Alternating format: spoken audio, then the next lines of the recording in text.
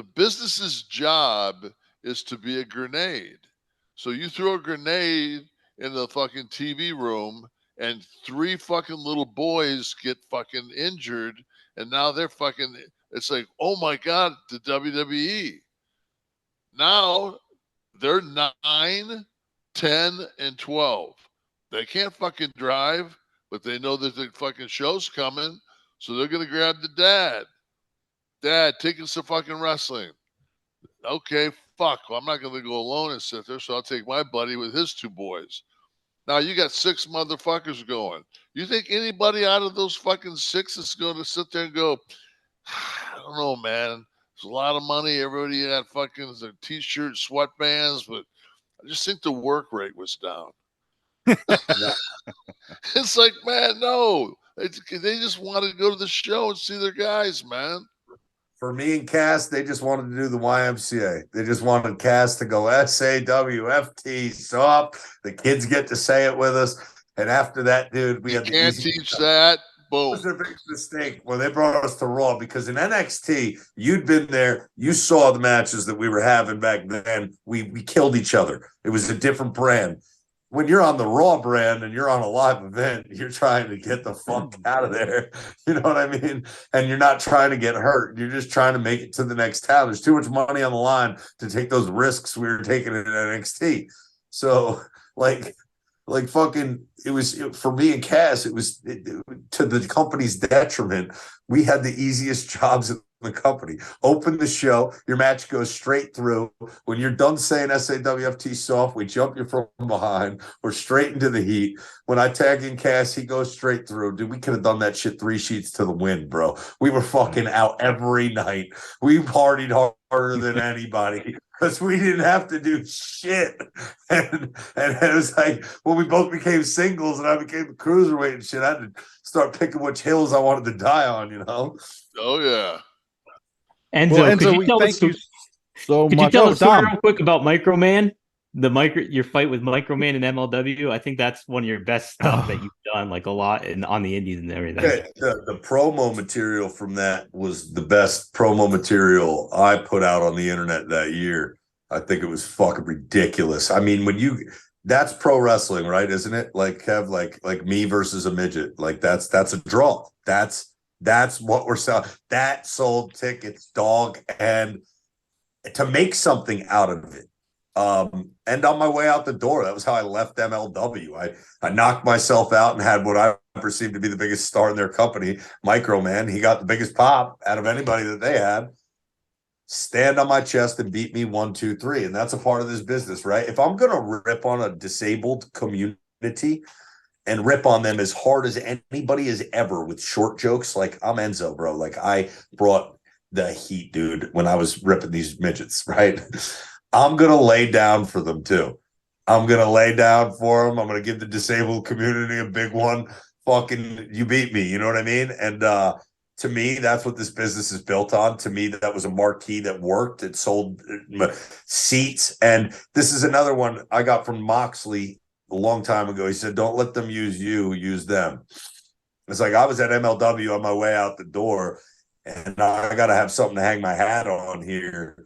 And this clip of me drop kicking a midget, holding him in the air and singing the Lion King into a microphone, right? That has 15 million views on my Instagram. That has more views than anything that has ever occurred inside of the ECW arena does on the internet. That is real. It was a talking point in a promo I just had, so I can say that officially.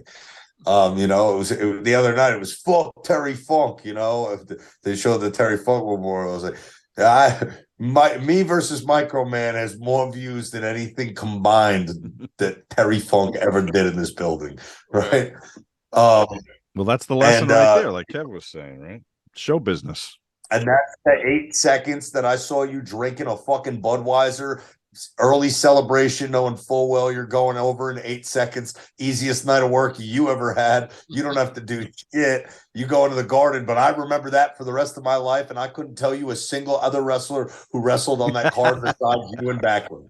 I don't even remember anything else about that day or night. So that is wrestling. That's why me versus Micro Man. Just the Micro Man, you shower in a sink. Like just all this shit. Your nipples are 6 inches from your knee pads, much like Nancy Pelosi.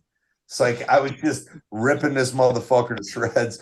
It's like, I'm gonna take your shoes off and dangle them from my the window of my Toyota Tacoma. It's 1992. It's got 200,000 miles on it. It's like, fucking punch you back to Montepicchu, Picchu, bro. It's like, I just was fucking going in on him, and to me, that's the best. Like, same thing with Jerry Lawler. He put it out there for me to go in on him, right? Like, give me an opponent that I can, like, there's so much to say here, And with Jerry, he put it all out there with a career of work that when I did the casket match with him, I did like 4 or 5 promos leading up to it. And that was my favorite work that I had done that year, before Microman. It's like once a year, I need that guy, somebody else to just give it to me, put it on a silver platter so that I could just come up with the material. Well, we had a night of wisdom and fun, and a night of Enzo in all his glory. And we thank you guys who some of you hung in there. Look at you. And Enzo, we can't thank you enough for joining us on Nation and Friends. Oh, I can't thank you guys enough, and I'm sorry I couldn't make it out to that show in Orlando, man. I know you saw my buddy Spiff, bro, my brother over there. Yeah, I saw him. Yeah, it was like, because he always has that picture of us, me, you, Scott. Every time. It's one of the best pictures ever. We're at the WrestleMania bar, and we're all popping and laughing about something. It's me, you, Scott, and Spiff. And anytime he sees you, he sends me that picture. And Mandy Rose, or whatever her name is, was right next to us.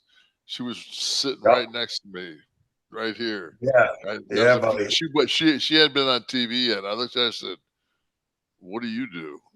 Yeah, you're gonna be a star, girl. I didn't know it'd be my fucking OnlyFans. You know what he does now, man. Get your money, girl. Ain't nobody hating on you.